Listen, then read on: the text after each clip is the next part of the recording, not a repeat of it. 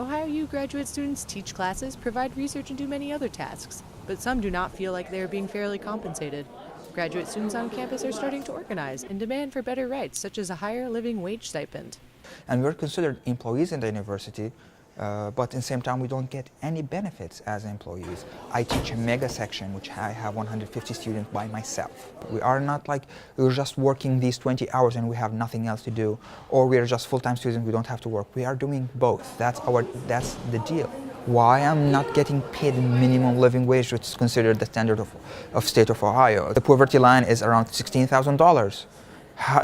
I'm getting less than that, so why? Well, the minimum stipend is $7,000, and then you take away the fees, you take away healthcare costs. That's barely nothing is left. We value the education that comes out of Ohio University. We want the best for our students, and if we're only earning, say, $7,000 a year, then we can't take care of ourselves, let alone take care of our students and provide that education. International graduate students are required to buy the university health insurance for them and their dependents. For a family of 3, this can add up to $8,000 per school year. Most dependents are not allowed to work in the United States, and graduate students cannot work more than 20 hours per week. There is also no parental leave for graduate students. I will tell you a lot of personal stories of people separated from their spouses and kids because of these conditions. Like, imagine having 2-year-old that you cannot see only but in winter break or summer break because you cannot afford to bring them here. And it's just like tearing up families. Geo did some research and found that Ohio U has higher fees, lower wage stipends, and much higher health insurance costs for graduate students than other similar universities in the state of Ohio.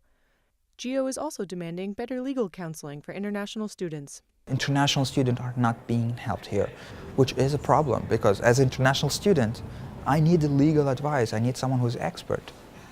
We are always worried. And when we always feel threatened with our visa, that's make it worse. Like, I would lose a lot because I have nowhere else to go. Like, I don't even have a home back in Syria anymore. GEO members have begun protesting with the hope that the new school administration will make change. So knowing and understanding is the first step. Then actually gather as much as support we have from other students, we could actually do something. The first thing I learned when I came here, that I have a voice.